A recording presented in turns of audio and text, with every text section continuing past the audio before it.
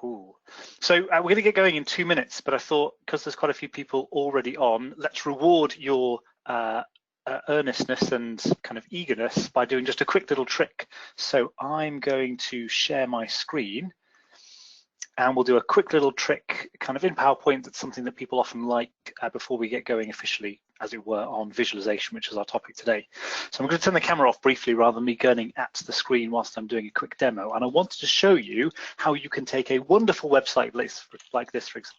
And I highly recommend you all check out brightcarbon.com for all your presentation related needs and services.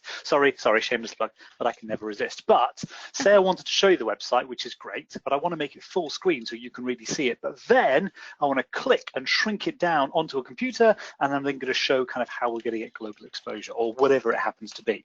Now that trick of going from something full screen all the way down to kind of something smaller and fitting in there is actually a little bit tricky to do unless you kind of figure out the easy steps to make it work. So the first thing I'm going to do is I'm going to jump onto this slide here, which looks at how you can create precise motion.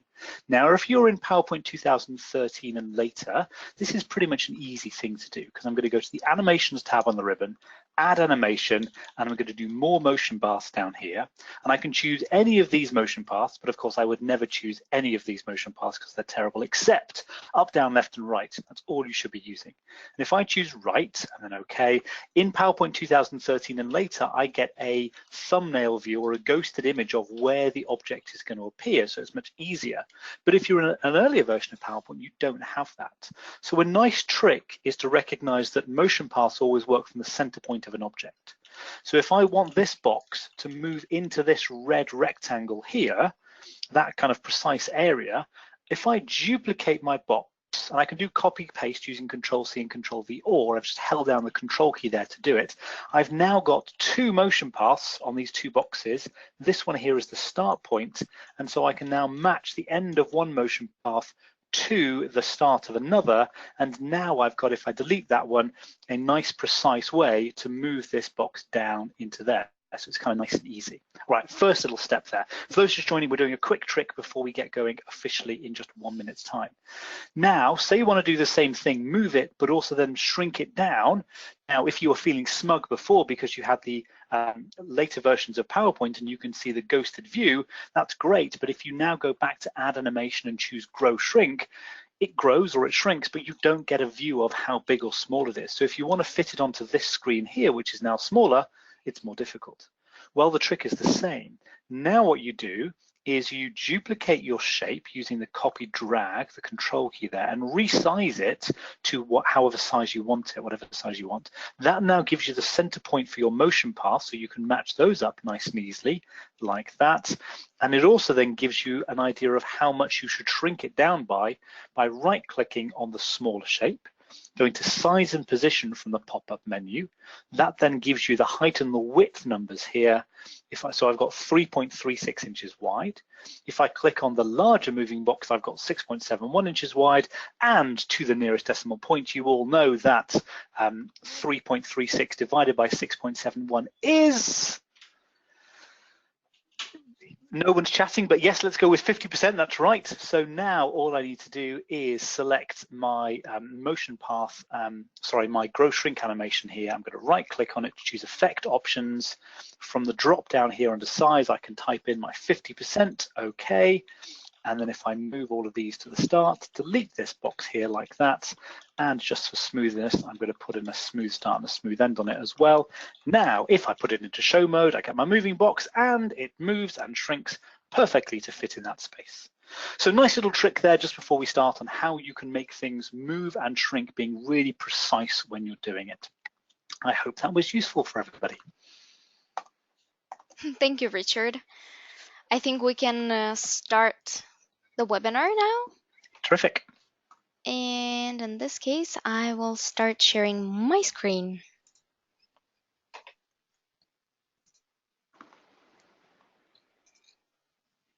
Okay, can you see it?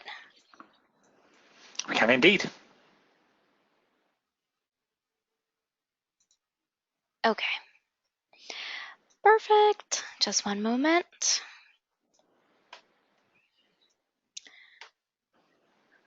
Okay, so I'm recording so that you guys receive the recording of this webinar. All right, so hello everyone, and welcome to the iSpring Solutions series, where every week we talk about e-learning trends, share iSpring tips and tricks, and cover clients' cases. My name is Paulina. I'm the community manager at iSpring, and I will be the moderator for today's webinar. And as a speaker, I have with me Richard Goring from Bright Carbon. Hi, Richard. How are you today? I'm very good, Paulina. Thanks very much for having me. Hi, everybody. How are you doing? I'm doing good. So today, Richard will be talking about 3 visualization techniques that will help you to escape death by PowerPoint, which I'm sure everybody is very much excited about. And this is the final session in our webinar series dedicated to PowerPoint, which Richard has been leading for 3 weeks. So thank you very much for doing it. And Richard is a true guru of PowerPoint. So guys, please be very attentive during this session. You will like it. You will love it. That's for sure. And I would also like to mention that this session is being recorded, but guys, I want to encourage you to stay till the very end because it's an amazing opportunity to address your questions directly to our presenter. And to do so, please submit them in the question box. You should see it on the right side of the GoToWebinar panel. At the bottom, there's a question box, and this is where you should submit your questions. And right now, on the screen, you should see how it looks. Okay, I think I've covered everything important. So, Richard, I'm ready to pass the mic over to you. Terrific. Thank you so much, Paulina. Let me share my screen and we can get going today in this session. So, ladies and gentlemen, welcome. Thank you so much for joining the session today. This is going to be a session on creating more effective visual content for presentations and e-learning by Bright Carbon and iSpring. It will be a visual rainbow amongst a downpour of awful bullet points. I wanted to start off by asking a question. Have you ever wondered why so many presentations are so, what's the word, bad? What is it about PowerPoint that leaves so many audiences feeling bored and irritated?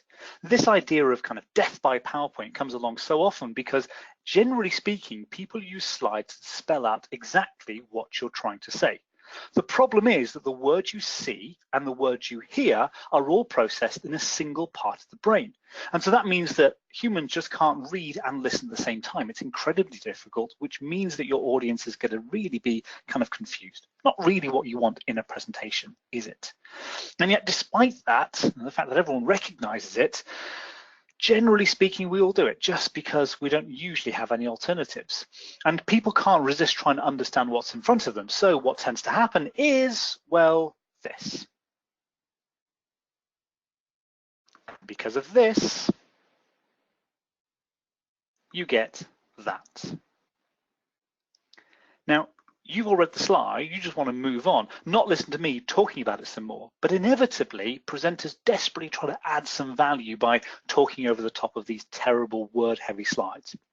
And that means one or two things is going to happen. Either the presenter is going to be ignored, which might not be so terrible, but it's a waste of time, or they're becoming really irritating, neither of which you particularly want. So instead of doing that, the answer is to reduce the use of text on slides and instead use pictures, diagrams, and graphs that illustrate and reinforce your messages. The key thing here, though, is that they aren't completely self-explanatory and they need a presenter to explain them. And the great thing is that if your narrative as a presenter synchronizes up with the visual sequences, then your audiences are going to be motivated to pay attention. It's much easier to understand everything, it's far more memorable, and it's more effective. So really, everyone is happy. So I think that's what we all want, that's great. But one question that's always worth considering is, well, how did we get here? How did this happen? Who's to blame? To really understand, we need to know how things were done back in the day. Now, I'm sure none of you are old enough to have actually done this before, but if you consider, back in the day in the 50s and 60s and whatnot, companies used to use 35mm slides. And they often had specialist teams that put those slides together. Some of the slides from that kind of time looked absolutely fantastic. I mean, here's one that we've dug up from IBM, all about the latest technology. I mean, yes, laughable now, but that's actually a really good slide to give people a sense of what's going on. And they had some fantastic visualization of the concepts as well, of how everything worked. This is a slide from GE talking about the economy at the time. And again, it gives you a really clear ideas of what the numbers represented in those different kind of areas.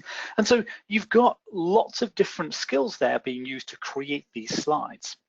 And that's kind of terrific. But the problem is that doing things like that took a lot of time. So edits took hours. Simply printing the slides for the projector could take days. I mean, it was fantastically complicated with all of these different people involved and all of the time and all of the expense. And so is it any wonder that once this thing called PowerPoint comes along, incidentally first launched for the Mac in 1987, which I think is quite interesting given the history, what you've got with PowerPoint is the fact that companies can now enjoy a lot of convenience. And so what you're in a situation for is that every single business person has a computer can suddenly make their own slides. The problem is that everyone with a computer can suddenly make their own slides. And so what they're doing is they're making all of these slides, often with little or no training. And so convenience goes up, but quality goes down. You know, you think about it, what is it that people see when they first open PowerPoint? It just says, you know, click to add text.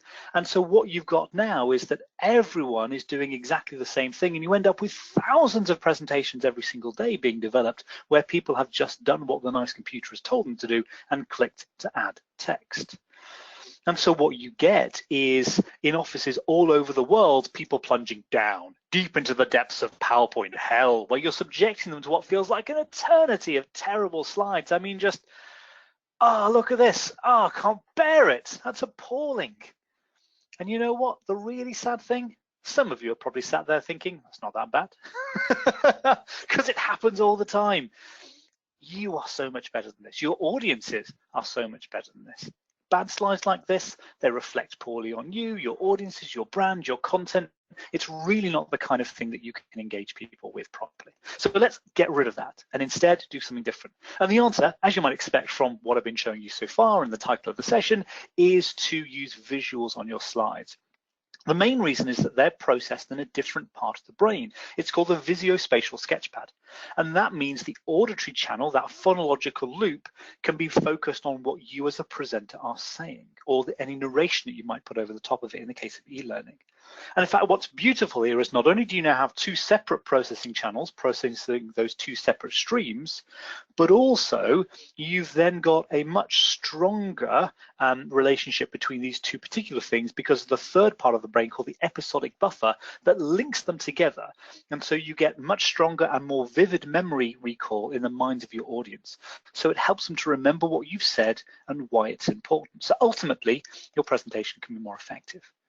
So by getting rid of text and bullet points and replacing them with visuals, diagrams, and animations, you can make your presentations much better, but critically, they can be far more effective for your audience. Magic. All right, so that's kind of the initial setup. I hope that you're all with me there, and that's not going to be too controversial. And generally speaking, everyone is fine with that. But how do we do it? Well, to achieve it, you need to make sure that things like colors, contrast ratios, fonts, point sizes, animations, transitions, and images all are thoughtfully combined to make everything clear and compelling for your viewers. Now, I don't want to be flippant about that. Clearly, there's a lot of work and effort goes into it. But if you can do that well, then you can create much more engaging and much more impactful content. And rather wonderfully, by using these approaches of visualization, you can make your presentation work perfectly over a projector if you're going to do a large classroom training session, for example, but also on a laptop screen for something like this if you're going to do something online or a webinar, or even on a mobile device for e-learning content. And if you can do all of that, well then in those same offices, you can take people up into PowerPoint heaven, where you're delivering fantastic and beautiful visual content. You're making sure that everyone is going to be delivering excellent stuff. Your audience is going to be understanding your content and ideas far more effectively, and you can do all of that knowledge transfer far more quickly so that you're getting a great return on your investment. All sound easy enough? No, obviously not, because it's really hard to do. So what the rest of the session is going to be covering today is 3 different techniques that you should all be able to use, ideally in combination, to achieve all of that, to be able to create more effective visual content. The 3 techniques I'm going to describe can work nicely together. So the first thing that I'd like to do is to make your presentations more impactful by using key ideas and principles from the realm of graphic design. This is going to be something you should be able to use easily, instantly across every piece of content you're creating. The second thing we're going to look at is a much more in-depth process to get away from walls of text and come up with really dynamic visual sequences to explain them. And the third area that we're going to look at is using interactive visual content to actively engage people. Okay, we've covered in the previous 2 webinars a whole host of actual PowerPoint tips and tricks to create all of these things. We're not really going to be touching on that quite so much today, so check out the recordings of previous sessions if you've not been to any of those before, because they should be well worth it to help you. This is really about helping you to improve the theoretical side of your slides, to be able to sketch them out, for example. So the first thing I want to do was, well, probably a mistake, and ask you please, ladies and gentlemen, for your initial impressions of this slide. What do you think? And perhaps more importantly, what will your audience think? Yeah, absolutely. Lots of comments here saying it's terrible, it's awful, and I think you're absolutely right. It's a very common thought. But if we look more specifically at what's wrong with it, other than the obvious, what could you kind of break this down to as being really difficult to kind of engage with? So first of all, I think there are probably 3 major things that we could address really quickly and really easily. Solid white backgrounds can be really harsh most of the time, so that's kind of difficult, particularly if you're in a classroom setting and you're in a projector, it's really glaring, or if you've got a really bright screen, as many modern laptops are nowadays, again, that kind of constant white glare is really awkward. The copious amount of text and bullet points really doesn't add anything other than sleep-inducing boredom, and let's not forget the worst offender of all. Yeah, it's not a great slide, but fear not, loyal followers, there is a better way. So I want to talk you through 3 easy steps to creating slides that make your audience say, wow, instead of, ugh. The first step, number 1, is to start at the back with the background. Now, a white background on a slide can be really harsh, and it often looks unfinished rather than thought out. So unless you're a really good graphic designer that can make it work, it's not typically what I'd recommend. Instead, if you can find yourself an image and add that into the slide background, then that's going to give you a much better kind of rich background that you can maybe start building on. Now, if you are going to find an image, you need to be sure to use Creative Commons images or buy it from a stock image website. So Creative Commons is this idea of lots of different kinds of image license rights and stuff that you can use, and Creative Commons generally is something that you can use in any kind of environment. My colleague Sandy's done a terrific blog post on this. We can send a link out to that if you'd like, on how to manipulate all of that. Go to the Bright Carbon website and just search Creative Commons, and you can see all the different types, but it just gives you an idea. A couple of really good websites that I'd recommend you try for really good images that are all completely royalty-free for commercial use are unsplash.com, which is UNSPLASH, so unsplash.com, or pexels.com, PEXELS.com. And Unsplash and Pexels both have a plethora of beautiful imagery that you can use completely for free at no charge in your presentations. So I'd recommend those. And there's loads of other websites, but those are particularly good, okay? So do get something that's really nice.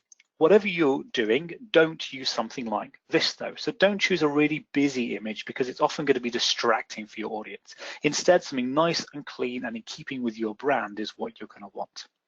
Okay, so that's kind of fine. Getting an image there gives you a sense of richness to the presentation, but what I'd recommend you do is to take things to the next level. So first of all, duplicate your image, so you've got 2 versions of it, and then put one on top of the other using the alignment tools, which is what we covered in the first webinar in this series. So they're nicely lined up, and these are both going to be full screen on your slide. Then click on the top image and go to the artistic effects in the format tab on the ribbon. And there you've got a whole load of different ways to completely ruin your image, but there's one second in from the top there on the right hand side called blur, and that will blur your image. But what it does is it kind of blurs into the background. It has a nice soft focus on it. And if you then add a fade animation and put timing on after previous on that blurred image, then what you get is when you come into the slide, the crisp image, and then it nicely blurs into the background so that it reduces any risk of distracting your audience by them focusing on the beautiful people or the architecture or the satellite imagery or whatever you've happened to choose. So that's a good way to be able to get nice blurred content in your image to give you that kind of rich background, a little bit more abstract. And you can turn the blur effects up all the way to 100 even, and you just get a kind of a really abstract image background there, which works very nicely. Okay, so that's now your canvas. That kind of works really nicely, and that is what we're going to build on in step 2, which is logically named, obviously, and this time we're going to look at bullet points. Oh, I hate bullet points. What do you all think of bullet points? Probably that? Yeah, absolutely. Nobody likes too much text, because if you do have too much text all at once, then it means your audiences are just reading ahead and ignoring the presenter, which really you don't want. So the first thing to try and do is to try to cut it down. I mean, inevitably, we all know that. You know, job one, cut down the text to a minimum you need to convey the idea. And a lot of people do it, but still a lot of people don't. They miss the step, they don't think about it, they don't have time, but it should take seconds to do. And honestly, it's going to make a big impact. The next thing though, rather than it just be kind of regular bullet point text, try to put all of that text into its own text box so that it clearly stands out from the others, and so that it's not going to be kind of cramped into kind of a larger kind of text box with lots of other pieces.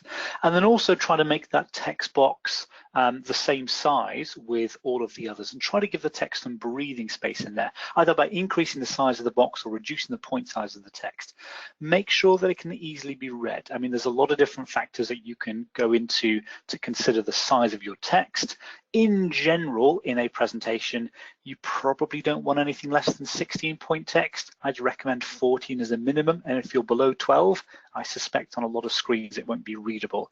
Ideally, you're looking for somewhere in the region of kind of 18 to 24 point text for your regular content so you can easily read it, but it's all very much context dependent. Okay, but if you can produce clear text boxes like that are large and airy, they're all the same size, that's terrific. Then, instead of having them all over the place, use the alignment and distribution tools so that you can evenly lay them out. And if you go to the Home tab and the Arrange button on that, you'll find all of those. And then maybe add a nice simple animation, something like a fade or a wipe, or even maybe a fly-in if you really want to, ideally with each box on a click so that you can focus your audience on the relevant content at each point. So again, it should be nice and simple and easy to do. The next step that you might want to do, just to make it look that little bit more considered, a little bit neater, to bring just that extra element of sophistication, is to adjust the transparency of the text boxes. So if you select all of the text boxes you've got there, and here we've got them as a rather fetching green, for instance, you can right click on them, and by choosing format shape from the pop-up window, you can then choose and then fill. You can then drag that transparency slider, and you can add in transparency. Somewhere between 20 and 30% is generally good. And what that does is it just gives it an extra little bit of kind of linkage with the background image. So it's not too transparent so that you can't see the box, but it just helps to bring in the image a little bit more. It just looks that little bit more considered, that little bit kind of neater. And in general, it's the kind of things that kind of just helps to make your quality of design improve that little bit. Don't do it too much. You want to keep everything legible still, clearly, but it just kind of looks that little bit neater, that little bit nicer. And really, yeah, I'd have to agree with that. I mean, look at the paisley on his jacket there. I'm a big fan of paisley jackets, so anyone that wears something like that has to be someone that you can trust. Okay, so that's step 2. Next up, very logically, we're going to be doing step 3. And things are really hotting up now in the final step, because what we're going to be looking at is how we'll tackle that pesky clip art. Ugh. Because remember, kids, when it comes to clip art, just say no. If you're using clip art in your presentations, really it's going to give your slides all the sophistication of a child's IT project. I mean, is that really the impression you want to give people? I suspect not. So instead of having your regular terrible clip art, I mean, you could probably say it's a bit like clip art 2.0 or something if you like, but try to get yourself a set of icons. Now, stock image websites are great for this, and it's definitely an investment. Try to get a set of icons that you can use in a toolbox, because what icons do, if they are consistent, is provide an easy to understand visual language for your audience. Now, most of the stock image websites, as I said, kind of have these, but if you are looking for them, a couple of good websites for really good icons to use are illustrio.com. So Illustrio is terrific for things like this, as is the Noun Project. Those are two really good websites. Now, they're a little bit limited in terms of what they're offering, but they are generally for free. You can sign up to a premium edition on the Noun Project and get a few more, but you can customize the icons a little bit, which is good. If you're after more specific icons or in a different style, then a good website to check out is creativemarket.com. Now, Creative Market is generally not free. If you sign up to their mailing list, though, they will give you 6 different goodie bags, as they call it, or goodies every week. So you might just luck out and get something you want. But there you can go to their website and you can sign up for, buy sets of icons where you're talking about, 2, 3, 4, 5,000 icons in a set for under $50. So you can get yourself, 2,000, 3,000 icons for $19 or something if you want to, if that's the set you want. That's a good investment for everyone in the team. Use that, and then all of your presentation and content can be consistent because you've got icons to capture everything. So yeah, Creative Market is terrific for that. If not, the Noun Project and Illustrio are a good first step. Once you've got your icons, pop them into a box the same height as your text points that we had before, and then you want to make sure that they're the same. So if you select one of the text points and you can copy the formatting using the keyboard shortcut Control, Shift and C to copy the formatting, and then click on the icon boxes and do Control, Shift and V to paste the formatting, and so now you've got a consistency across. So if you've got the same colors there, you've got any transparency, it will all then copy across into those boxes that you're creating. Okay, so lots of different kind of options there for you to kind of format it nicely. And then something that, again, I'd recommend, it's not critical, but I'd suggest you do it, is to group the icons and the boxes together. The keyboard shortcut for that is Control and G. And then if you add, again, a nice simple animation, something like a fade or a zoom perhaps to each icon group, and then set the timing to with previous, and in the animation pane, drag each animation next to the corresponding text box animation, then what you've got is all of those icons will animate in at the same time as your text points, and so then everything will be nice and consistent. Okay, it's time for the big reveal. What are the fruits of these 3 easy steps? Now, remember what we started with? Yeah. Okay, now what is it that you want to do with that slide? If you follow all 3 of those different ideas, rather than having that reaction, what you'll get is this. Where the image is there, it blurs into the background and will bring in each of those different points. So what kind of response is that going to give you? Probably something like that. So it's 3 really simple steps to create much better slides that generate a much better reaction. So seriously, go and do it. I mean, now if you want to, try to stick around for the rest of the session, but it's a really good way of engaging people with slides that don't look terrible, that don't kind of belittle you or your audience or your content. And the ideal is that you do that with every single one of your slides, and it should not take any longer than it does at the moment. And that's the key thing with that. It's not necessarily the best slides in the world, but it is no more extra time for, I think, a huge improvement on the look and feel and the style of your slides. Okay. That's our first process, and I think you should do that globally. Now this is the one where things get more complicated. Now, I didn't say at the start that everything I was going to be talking about today was going to be easy, and sadly, this isn't easy, okay? But if you want to take your content to the next level, using true visualization is the way to do it. So get a shovel and dig this. What I want to do is show you how you can take a wall of text and turn it into something that is engaging. So I decided a before and after was going to be good, and I thought let's use an example of something that everyone can get their head around easily. So that's right, ladies and gentlemen, I've chosen an article on molecular blood transfusion research. Hurrah! Okay, but you'll get the idea. This is essentially the before. So it's probably not too far removed from most slides that you're forced to sit through. Essentially, it's a wall of text. And so we've literally taken a magazine article here from The Economist on molecular blood transfusion research and kind of how they're dealing with it. Now, I don't want anyone to read this, partly because it's too small and partly because it's too long and no one's really interested, but just to give you a sense of what's going on. What I'm going to do is show you a 6-step process where we can get away from that and instead transform it into this.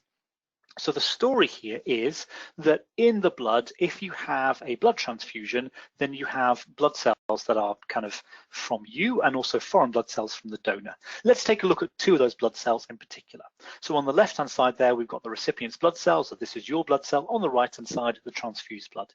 The problem is that all blood cells have these little kind of things on the outside of them called antigens.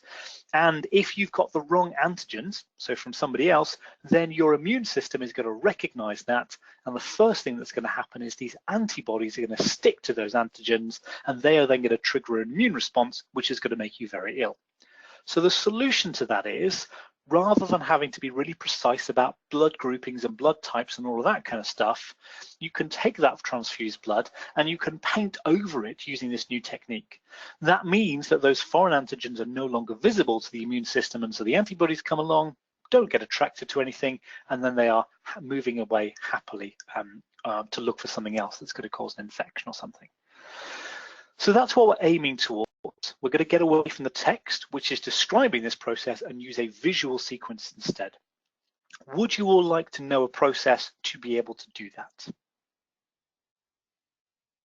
Terrific. Okay, now as I said, I apologize, this isn't a quick and simple process, but it is the kind of thing that I'd suggest you use for what I'd term maybe your hero slides, or the slides that you're going to be using time and again, because it does require a bit of effort. But if you can choose maybe 3 slides in a 30-slide deck and use this process on them, terrific. And then maybe you can reuse those, and over time, you'll build up more of a library of more visual slides. So the main steps for taking text-based content and turning it into visuals is, first of all, to understand the audience, then identify the key message or story of your slide. Next, you decide what the key objects are in that story and whether there are any secondary objects, before you then establish relationships between them and identify any transitions. Then you get into creating some visuals and adding any secondary details before finally designing the finished slide with polish and pizzazz. Now, don't worry, I'm going to go through all of these in more detail, but that just gives you a sense of the structure. What's really interesting to me about this process, and everyone at Bright Carbon uses this when we're creating slides for our clients, is that most of the process is actually done where the information is text and not pictures. Because actually, determining the right story has a huge role to play in developing the best visuals for the slide. And so that's something that you should really be thinking about. It's not a question of jumping in straight away with what is a good picture, it's what is the story and what is really important here that you want to get across. Okay, so let's first of all look at that first step. So you need to understand who the person on the receiving end of the presentation is going to be in order to know how to make it effective. So typically our clients tell us that they're going to be presenting to whoever it happens to be, and we're always thinking about who that's going to be, what kind of level of knowledge they have, what they need, and so that we can figure out the appropriate level of detail and content to share with them. So you first need to decide if you're trying to achieve a particular kind of goal. So what is it you're trying to do with all of this? Are you trying to inform them of something? So give them information they don't already have to help them understand it?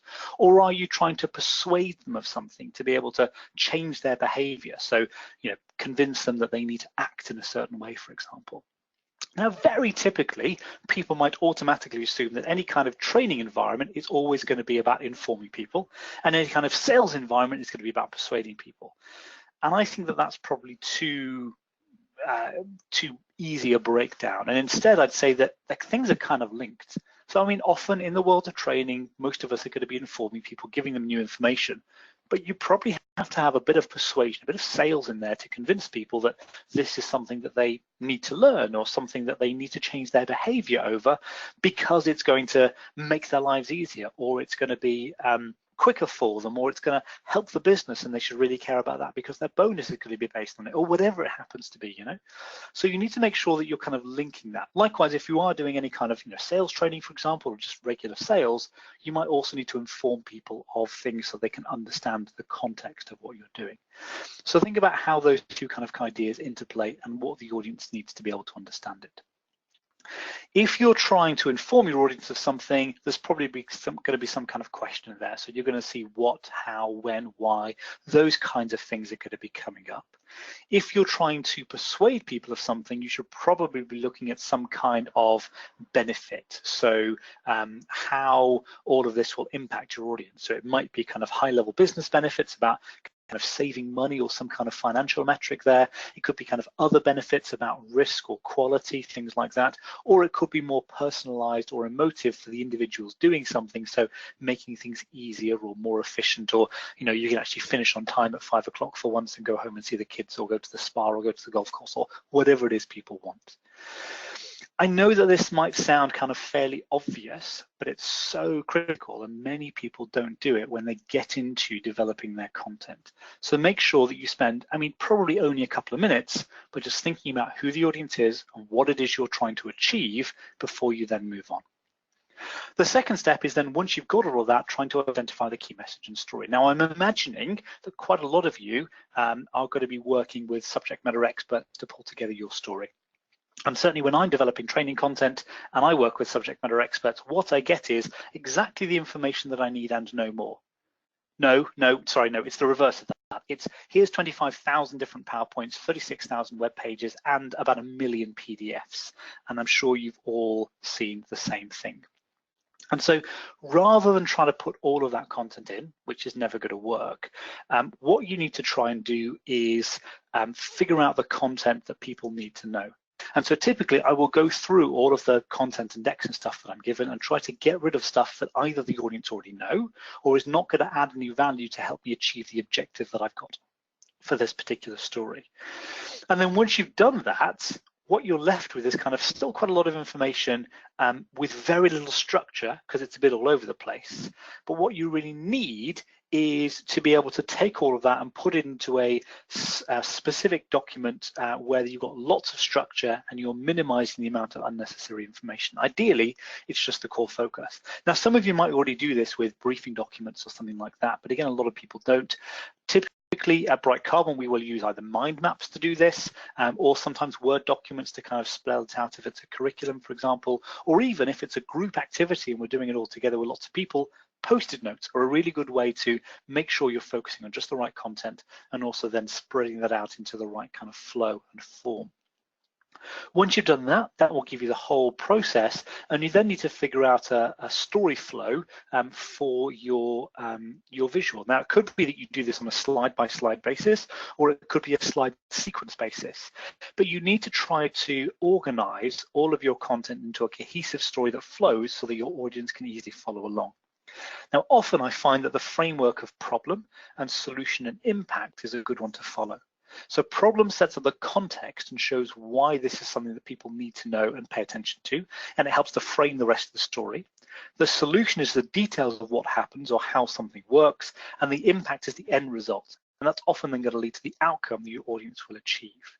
There are lots of other ways of trying to come up with a story flow sequence here, so don't be beholden to that, but it works a lot of the time. And so if all else fails, that's a really good one to figure out. Okay, so that's kind of the general setup. Now let's take a look at how that applies to our document, our article from before. So let's blow it up. This is kind of what it looks like. And if we go through this document, again, I don't want you to read it, but essentially if you did read it, you could probably identify that this bit here on the left is probably the initial kind of setup. It's the problem. So the fact that the recipient's immune system might attack the transfused blood cells. The middle bit there is the solution. So that's kind of covering them up using that kind of material or painted, whatever it is, the material there. And then the outcome at the end is this bit on the right-hand side here, which is that there is no effect on the immune system. So now that I've got that, I can get rid of the unnecessary content and I can put it into something much easier to understand, that my key message is this. And that automatically now means that it's much easier to follow. Everyone's still with me? Terrific, okay. So now that we've got that, let's get into more granular details. This is where we can start to think about the visuals a bit more. And so within that story, you now want to try to identify key objects. So a couple of really good candidates for this are things like people or roles or companies, the kinds of things that you could easily represent with a photograph or a logo or an icon perhaps.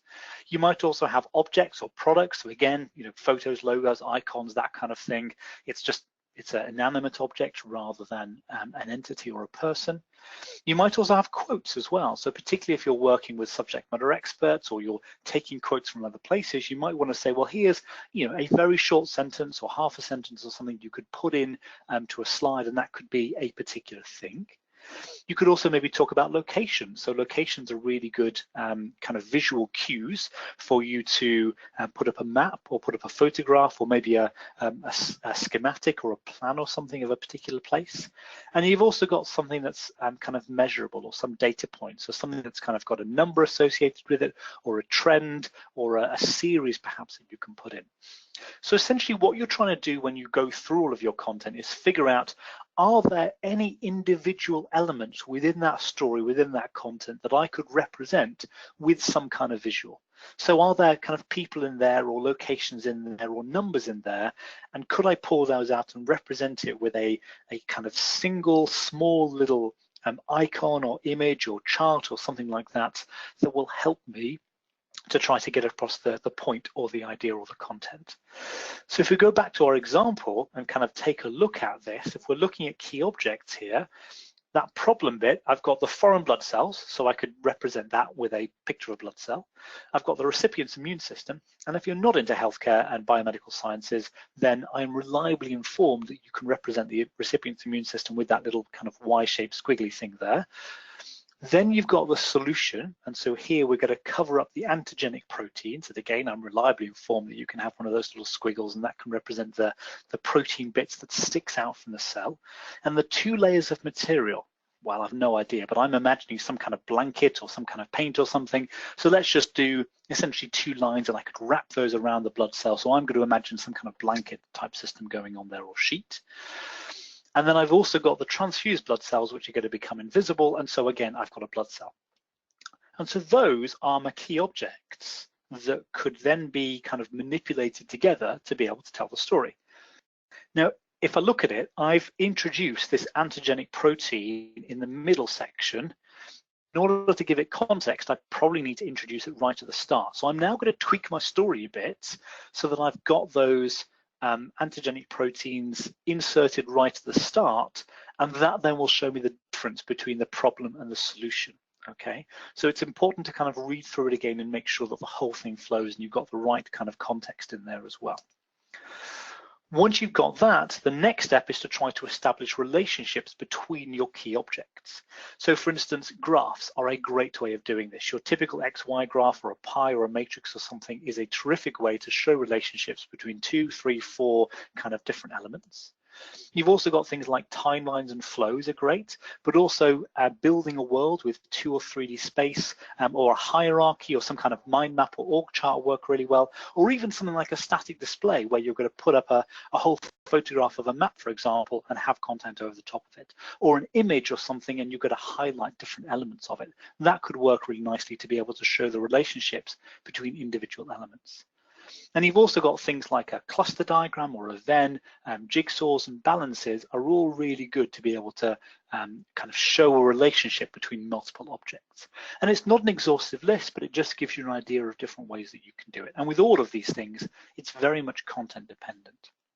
So again, if we go back to our example, if we think about the relationships here, in terms of the problem element, we've got those antigenic proteins, the little kind of bits with balls on the end, they're going to be on the red blood cell, so they're going to be kind of linked together.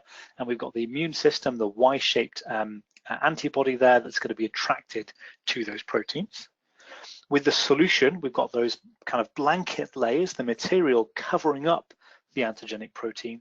And then in terms of the immune system not being attracted to it, I don't know, but we need to show there's an attraction and we need to show there's not an attraction. So there's something going on there. Maybe we can show kind of a big X, or we can show an arrow showing linkages or something and kind of where it's going towards. Or, as you know, because you've seen the example, we could use motion as well, maybe, to be able to show that kind of relationship. Right. So those are kind of the relationship elements there, but what now about how you can link them? It's also really important to think about the linkage between the different states of your story. So in this case, problem, solution, impact, but again, you might come up with a different flow. In this case, in order to get from one state to the next, to get from problems to solution, I need to add those 2 layers of material to the red blood cells. And in terms of solution to impact, I need to reverse that kind of attraction. So some way of figuring out how that would work. And now this is where you can start to create the visuals. And I think that, you know, coming up with the visual drawing is important, but in the world of PowerPoint or e-learning, you've also got the ability to make things much more engaging using animations as well. And these can play a huge role in your ability to tell a visual story. So things like adding or removing stuff, really very simple with animations in PowerPoint. You should be using those quite regularly, and it's a great tool to be able to add something new or take something away that's no longer necessary. But you can also make something larger or smaller. You can move things around, and you can merge things together as well really nicely. But you could also perhaps connect things, so you can now start to introduce other elements like the line, or from a larger group, highlight stuff. Maybe have a collection of different things where you're going to give or receive one thing to another, or replace one thing with another as well. So now you're starting to think about kind of more complex ways that you can manipulate those relationships, manipulate the key objects within those relationships, and start to work with them together. And then once you've got that, as in your mind, in our example here, let's flip over to a sketch pad and think how you would draw it. So that initial problem of the foreign antigens triggering the immune response, I've got my blood cell there, and I've got my foreign antigen sticking out of it, and I've got my antibodies. And for context, I probably want to show the recipient blood cell and how that looks different. So the antigens around the outside are different. So I've just got different kind of things there, which circles on the end of the foreign ones and flat points on the end of the recipient ones.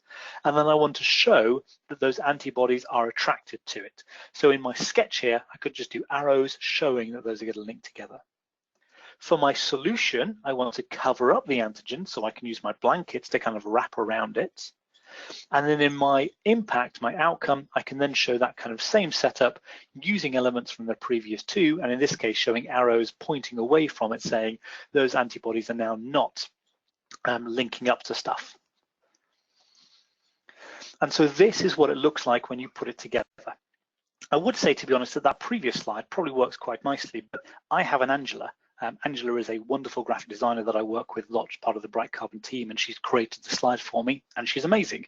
And so you can build in a realistic kind of looking blood cell here, or blood vessel with lots of blood cells.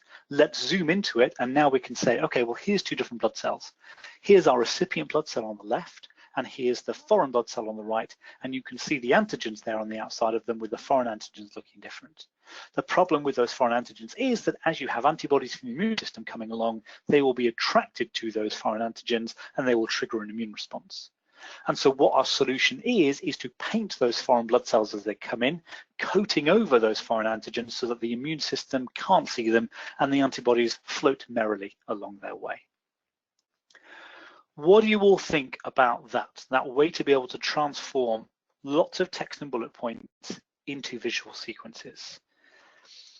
I recognize that it is not a quick and simple process, at least initially. And this is one of the other things to recommend, is that I said right at the start, you know, a couple of slides each time you're building a deck might work well with this. but over time, you will get quicker at it. It becomes much more natural. And so although I said that everyone at Bright Carbon, when we're creating stuff, uses this process, to be honest, it's rare that we go through it step by step like that. A lot of the time, because we're doing it regularly, you can just get to it straight away and it all kind of merges together. But even still now, kind of 15 years into doing all of this, there are times when I'm completely stuck and I will go through that step-by-step process because it just helps me to figure out what the difficulty is. So I think it'll become more natural and easier for all of you as you do it, but if all else fails, it's a really good fallback. A question there about the software used to make the visuals. It's all done in PowerPoint. So all these different elements are just PowerPoint shapes that we've drawn. And to create the funky shapes here, we've used the freeform tools and the Boolean tools that were covered in episode 1 in this series, the awesome PowerPoint trick. So you can check those out and see how you'd make them. It's just manipulating standard shapes together and drawing some custom elements. And then, yeah, guerrilla war on corporate branded decks that have a lot of white space, or sorry, white color and Arial and basic shapes for simplicity. So you're right, Ross, that's kind of awkward to deal with. So when it comes to brand content, so say for example here, right, so in this slide, we've got a title at the top, which is completely separate from everything else. It is very clean, it is very clear. And then we've got all the colored content at the bottom. So there's nothing to say that, you know, if your logo is here, for example, or even if you've got kind of extra bits down at the bottom with the footer and whatnot there, and maybe a logo there too, just crop the image so that it kind of flood fills the entire screen, except for those kind of non-working areas, top and bottom usually. And so those are the kinds of things that you want to try and build in to make sure that your brand department's really happy, but then you can manipulate anything else within the middle of it. Arial as a font isn't terrible. I mean, it's not necessarily the nicest looking font, but the wonderful, beautiful, and amazing thing about Arial is that everybody has it.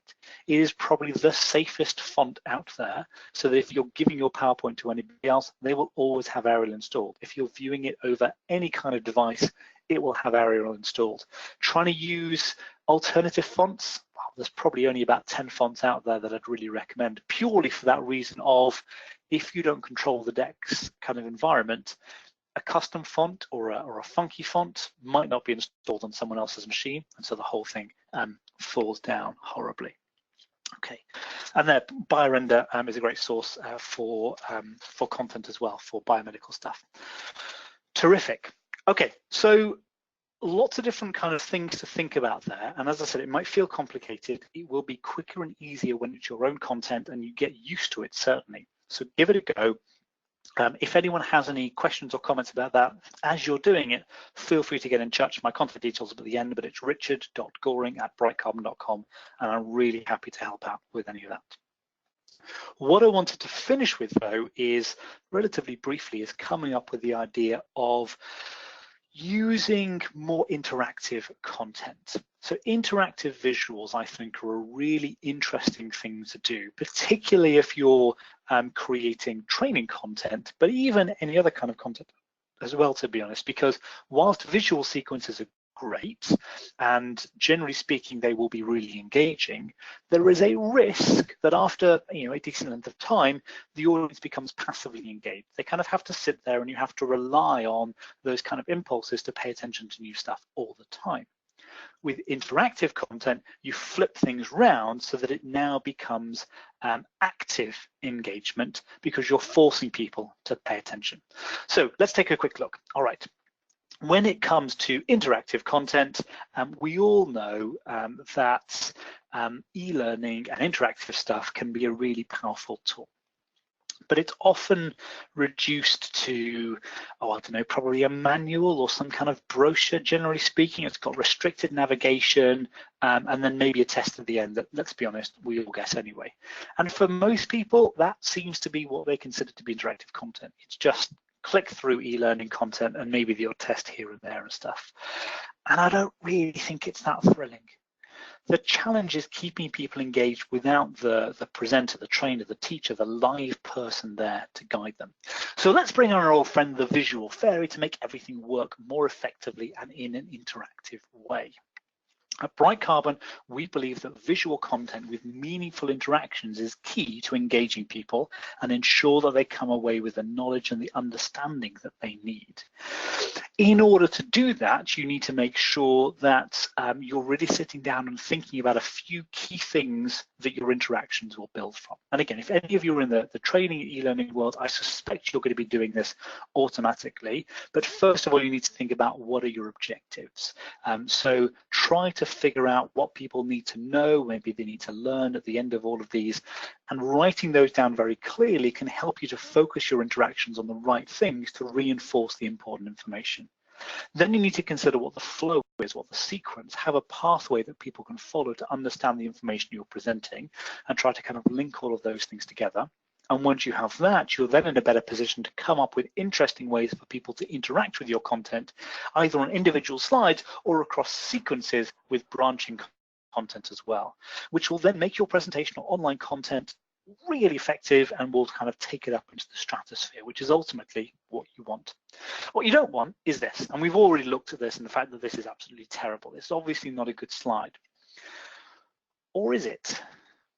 Now, I mean, the stuff on the left is truly terrible, absolutely.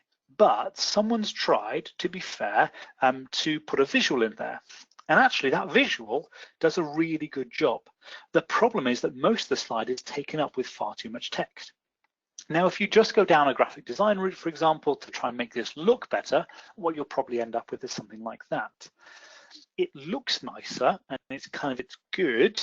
You're improving the quality of the graphics and you've made the layout work better, and it kind of draws the eye across the slide more nicely, and you can see the content that little bit more clearly, and it's easy to assimilate. And maybe as a web page perhaps, or as a brochure or something, that might look good. But the problem is there's still too much text, and so it's not really going to work in a live environment, and probably not in an e-learning environment either. So what we talked about in that second step in the process is to try and build the entire slide around the visual, with the diagram giving you an excellent basis to explain the key concepts, and you can maybe have labels in the appropriate areas to show what's happening, and use animations and clicks to bring in the points in sequence. And then if you do that, that's going to be a decent slide, because you're building in each of those points, and I now understand what's happening, and you can time it all so you can explain a bit more detail if it's relevant or if it's necessary. So I like that, but could it be improved further? And I would say yes, because if you perhaps take away the keywords, but maybe leave the labels, and then ask your audience to fill it in, and you just give them that even, it's kind of fairly obvious that something has to go into the boxes. So you don't need a long explanation about, you need to do this, for example. You don't need to patronize people with lots of instructions. With a lot of kind of interactive content, if you laid it out correctly, people will just automatically jump into it. Everyone's used to that kind of thing now, with so many apps and so many online things doing it. So perhaps you could have something completely blank like this, and you have people kind of free type text into it. Or maybe you could have a choice of labels to drag and drop, or to click on so they appear in the right sections, for example. And for those that know about the subject, it's then a quick and easy way to kind of get into it. It's a nice exercise to confirm their understanding. But for those with less knowledge, you can then teach them in an interactive way. Maybe have kind of hover states, for example, over each of those different elements that give specific information, clues about what the right answer is, for instance, in there. And then you can have people kind of engage with it, and they drag and drop into the right places, and they hit submit, and you think, great, okay, that's fantastic. So you've got lots of different ways here to be able to think about using those visuals, but in that more kind of active way to encourage kind of real engagement. And I just wanted to show you a couple of examples in PowerPoint, because I know in the iSpring community, you guys are all very familiar with the cool kind of interactions and quizzes that you can do within iSpring. And so I'd encourage you to use those, because they're much smarter, that's much more intelligent, you kind of get proper feedback from them and stuff. And so that's really useful for training purposes and for tracking content. But even within PowerPoint, there are some things that you can do quite nicely. Now, I touched very briefly on this last time, but it's kind of the basis of a lot of interactive content in PowerPoint, which is triggers.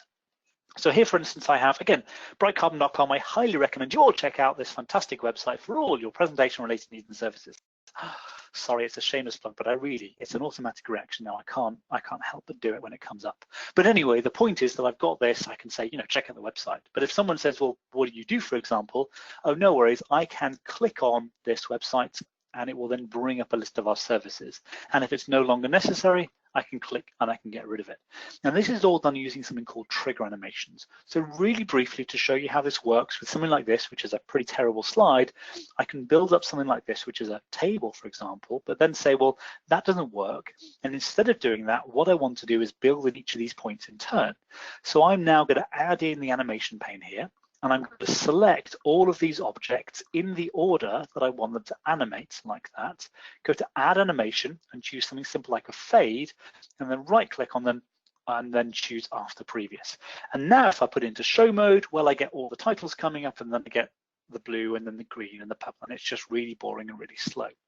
But if I now select all the light blue elements there, right-click on them in the animation pane here, because they're all highlighted, and choose timing from the pop-up menu.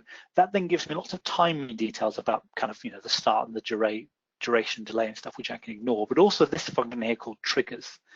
And if you click on the drop down there, now you can animate it as part of the click sequence, which means a normal regular click, or when you click on something else on the slide. So if I click on that drop down, I'm now going to have all of these come in underneath this title, which is called presentation creation. So I do that and then OK. And now you see all of these different elements from a separate area of the animation pane. So if I put it into show mode, I get the titles coming up, the blue ones don't appear, and then the green and then the purple will come up. And these blue ones will only appear if I click on that blue portion. If I do the same thing with the green ones, select them, they're highlighted in the animation pane, right-click on them, choose timing, and then triggers. And now I want to do it on slide revamp, for example, and I do the same thing with the purple one. Select all of those, choose right-click, timing, and then triggers, and then on e-learning, okay, now I've got 3 different areas for 3 different triggers based on the titles. So it could be that it's just the title coming up. If no one's interested, fine, let's move on to the next slide. But if people are, terrific. Let's click on this because this is the interesting one. It reveals those, but it doesn't reveal the others, and then we can move on. And so those trigger animations can be really useful to build in content, but they can be also useful in other ways. Bright Carbon, as you might kind of have already guessed, is quite a geeky company. We like to do stuff, excuse me, we like to do stuff with PowerPoint as well. And so what we do every year is create PowerPoint Christmas cards, as you do. And one of them we created the other a year or so ago was this one, which is a whole load of PowerPoint penguins, and they've all got triggers on them to be able to launch sound, which is kind of interesting. So if it works, let's see, let's give it a go.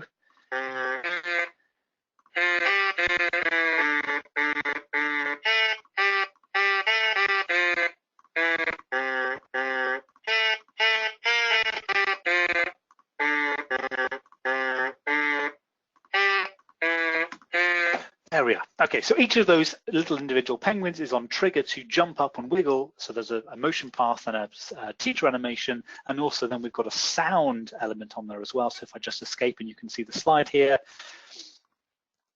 there I've got all my different sound icons. Oh, and the animations aren't coming up because it's in the slide master, but you can see those. And if you want any one of, I think, 49 now PowerPoint Christmas cards that we've done, you can go to the Bright Carbon website, type in Christmas cards, and you can download any of them. Because there's nothing quite like PowerPoint Christmas cards in July, is there? There you go. We also this year did PowerPoint Valentine's Day cards, just because, and it's surprising the number of people that downloaded them. So there you are, lots of different choices for you. The next thing I wanted to show you just briefly is, this is an example from, again, one of our clients for Epson, just a selection here. So we've got the regular kind of visual slide that we talked about earlier, kind of building this up and helping people to understand. But in this classroom setting, which was also then converted using iSpring to HTML5 for e-learning as well, we've kind of got the visual bit, which was narrated in the e-learning version. And then we've also got periodically, okay, well, based on what you know, here are some different things to do. And so in the e-learning version, we inserted a few kind of regular interactions and quizzes, but we can also build some just in PowerPoint, which are also really good for the classroom setting too. And so here, each of these is on a trigger animation to do a color change. So it's, okay, what are the things you want? Okay, I'm going to click on that. And if it's right, it turns green, and if it's wrong, it turns red. And so each of these is on a color change bit. Now, it's dumb. It's not like the iSpring kind of proper quizzes, because it doesn't pick up any of this thing. But it's a very quick, very easy thing to do, just to kind of change up the way that you're engaging with people, and they can have a go at doing it. So a color change trigger is a pretty good one.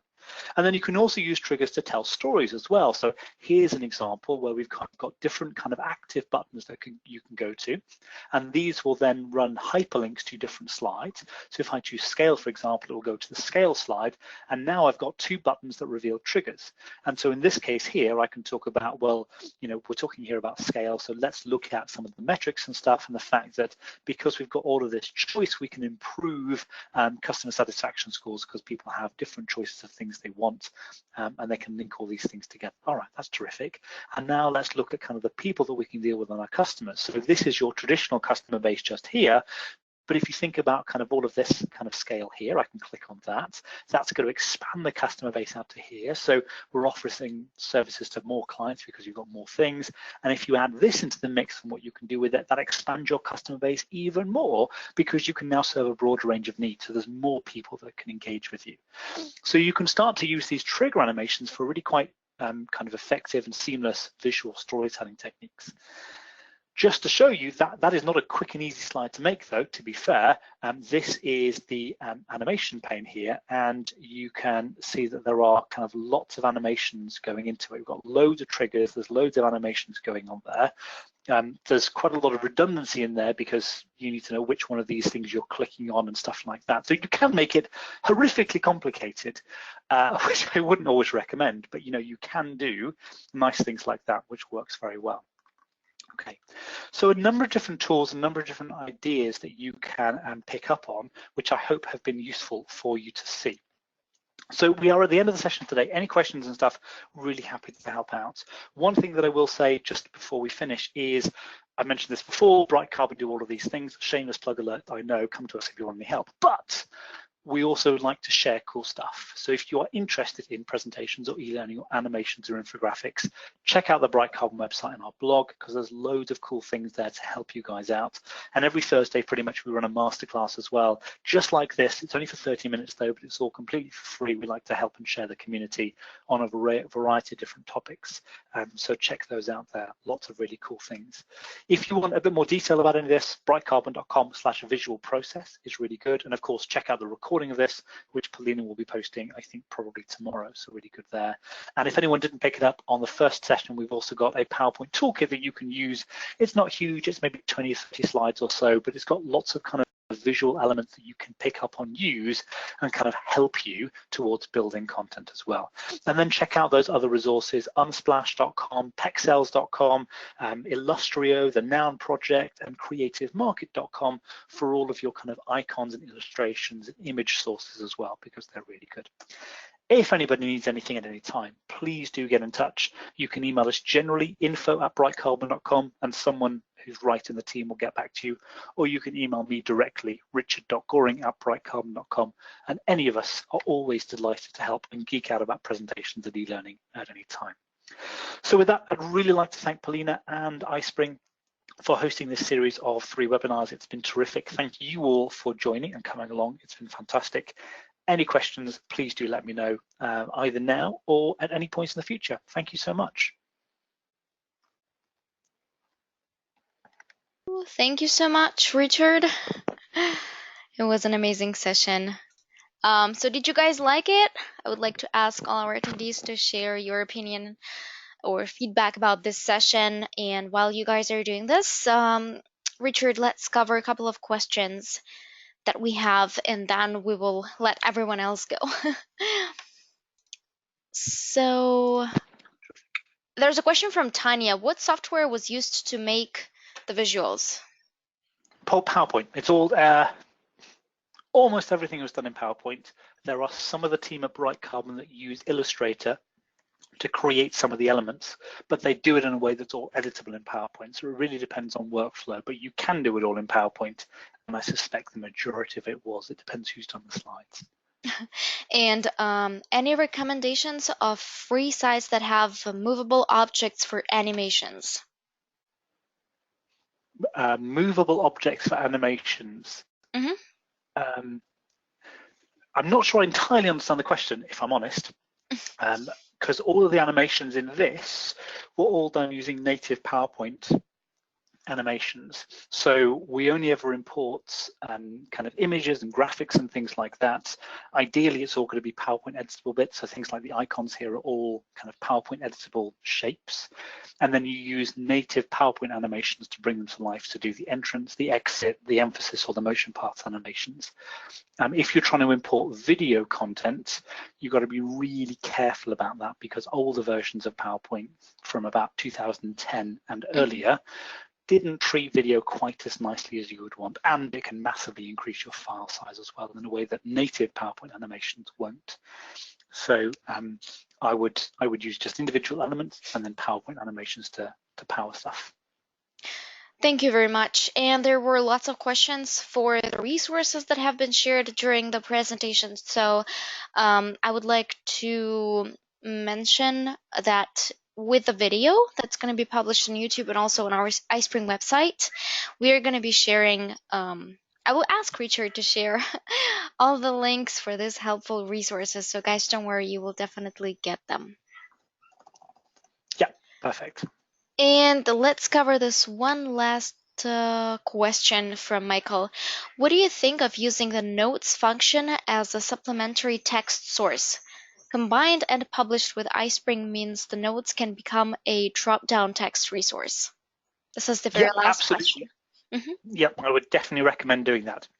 So using the notes pages is terrific. As you say, you can incorporate it in kind of iSpring. It becomes a drop-down, which is terrific. If you're doing regular classroom training, the notes pages, so if you put content into the speaker notes, you can then go to the notes pages section. You can even set out a notes master, so you can create a nicely designed and laid out kind of PDF where you've got a thumbnail view of the slide at the top, and you've then got kind of text underneath it at the bottom, which is pretty good.